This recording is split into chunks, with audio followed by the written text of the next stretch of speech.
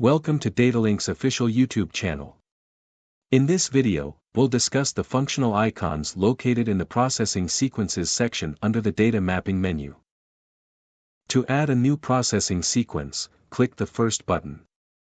This action opens a window to input sequence details, as we already covered in a previous video on how to create a new processing sequence. You can then close this window using the Close button and select No to dismiss the action. For editing an existing processing sequence, select the sequence and click Edit Processing Sequence. This action opens a detailed information window for the selected sequence, allowing you to make edits. Here you can edit source, destination, sequence name and all other available sections. You can save changes by clicking Save and closing the window.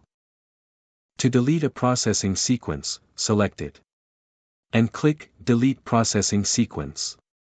Confirm in the warning window by clicking Yes to proceed or No to cancel. For cloning a processing sequence, select it and click Clone Processing Sequence.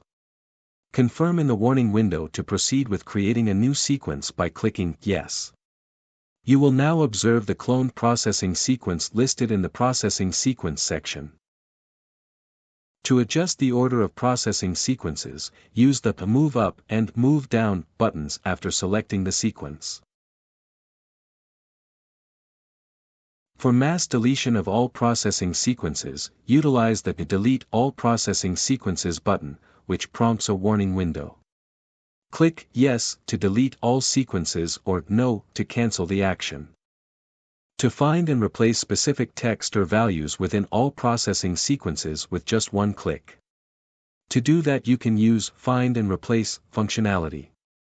This action opens a window where you can input text to find and replace, applying changes to either a specific section scripts or all scripts.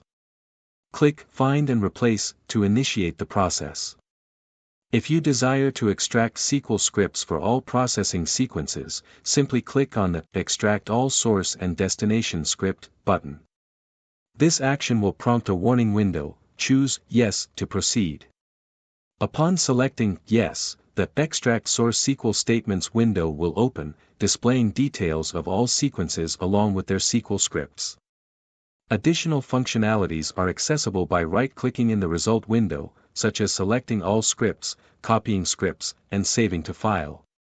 To close the Extract Source SQL Statements window, click on the Close button.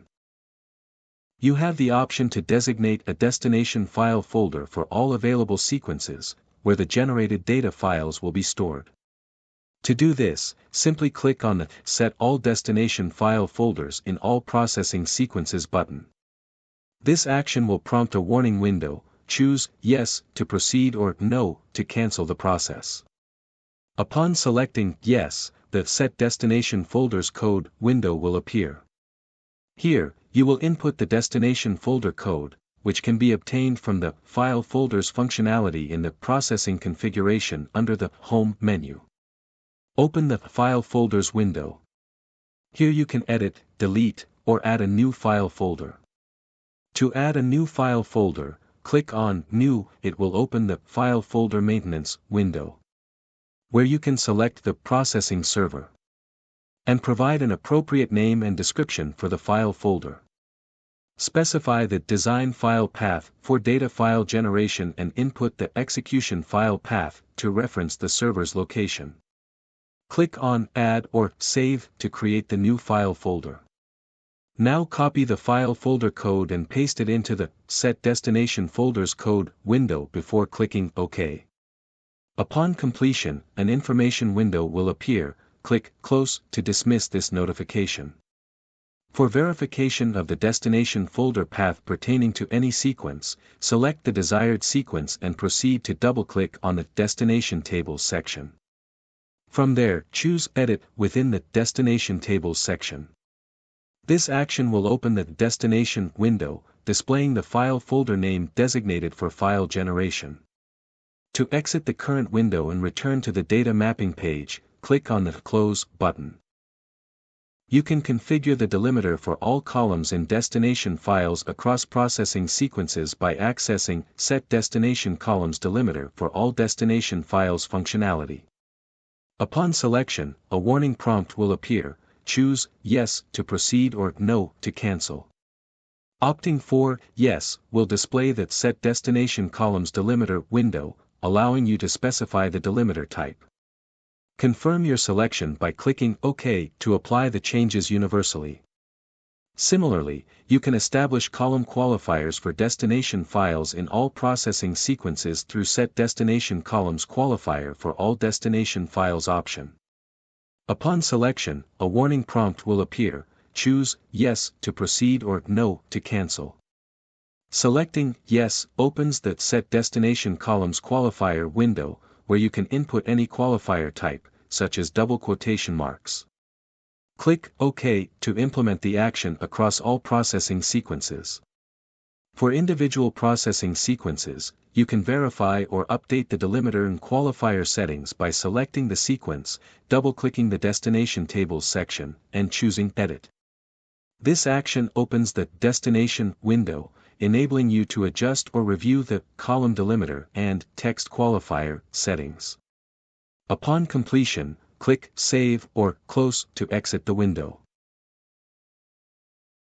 You can generate file header rows for all destination files by selecting this functionality.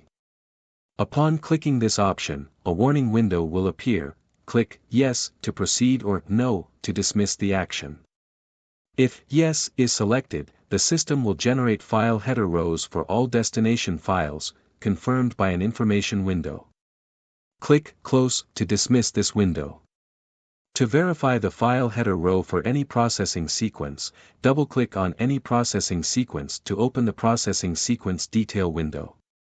Here, you can find the highlighted option File Header Scripts under the Destination section. Clicking this option will open the File Header Scripts window, where you can view the file header row. Click Close to exit the window. To import data from Data Explorer, utilize the Import from Data Explorer functionality. Upon selecting this option, an error window will prompt you to register the Data Explorer database under the DB Registration menu. Click Close and Save to exit the template. Navigate to the System menu from the top menu bar and select DB Registration under the Setup section. Click on it and select Data Explorer Database Registration. Here, you can choose the database type and enter details such as the database name, server name, username, and password. After entering all the required information, verify the connection. If the connection is successful, click OK to complete the task. Upon completing the DB registration task, you can open your Data Exchange template. Navigate to the Data Mapping menu and select the Import from Data Explorer option to proceed. This action will open the Generate Configuration window, displaying a list of all available Data Explorer templates and source tables. Select the desired template, then transfer the available source tables to the Destination Tables section. And click Import. This action will open the SQL statement window displaying the source SQL script structure. If necessary, you can modify this script. Click OK to initiate the process. Upon completion, you will see new sequences added at the end, corresponding to the selected tables. To import data from the Phoenix solution, use the Import from Phoenix icon. For a detailed explanation of Phoenix functionalities, please refer to our YouTube video series on Phoenix functionalities. Thank you for watching this video.